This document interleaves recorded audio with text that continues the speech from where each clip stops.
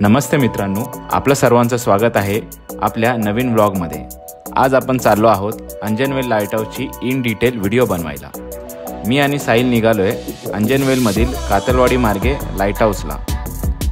आज आपण ही व्हिडिओ जी बनवत आहोत त्यामध्ये तुम्हाला लाईट हाऊसबद्दल छोट्या छोट्या गोष्टी इन डिटेल कळणार आहेत।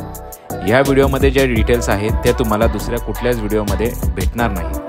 तर मग चला आपण बघूया अंजनवेल लाईट हाऊसचा in detail video. Anjanvel lighthouse हे ministry of ports, shipping and waterways तसंच director of lighthouse, light ships Mumbai यांच्या अधिकाराखाली येते। अंजनवेल लाईट हाऊसची एकूण उंची 13.5 मीटर असून ते रेक्टँग्युलर मॅशिनरी टॉवर ह्या प्रकारामध्ये येते।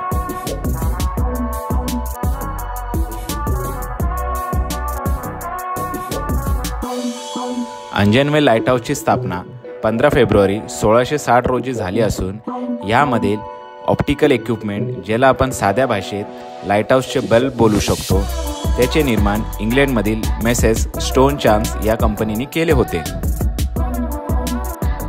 लाईट हाऊसच्या ऑप्टिक्सची साईज ही 375 mm असून त्यामधील एकूण 3 पॅनल्स आहेत।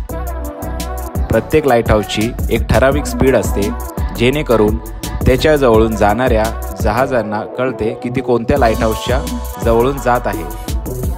त्यामुळे आपल्या ज्या लाईट हाऊसची जी स्पीड आहे ती 4 RPM अशी आहे।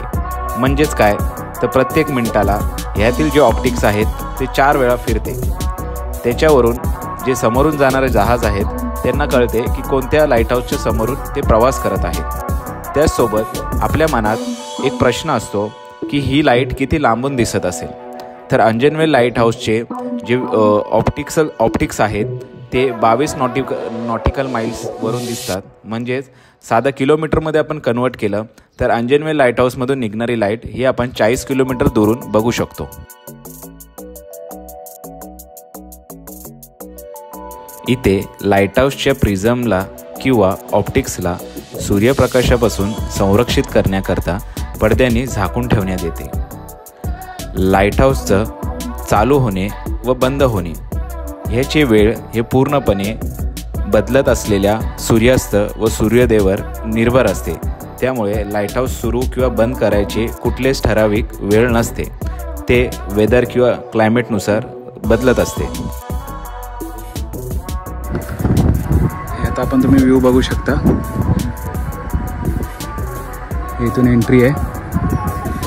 हा इथं टाळकेश्वर मंदिर, हा तिथं पुढे गोपालगड, आपला समुद्र, समोर दापोली,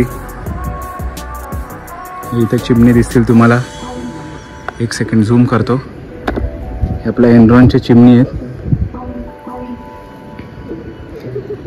आता हा इकडे रानवी, हा इथं रानवी,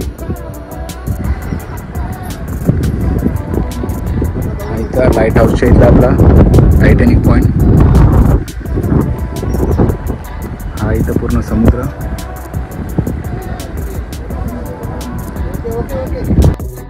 हे तुम्हाला समोर जे गोल फिरणारं डिव्हाइस दिसतंय त्याला आपण रडार बोलतो।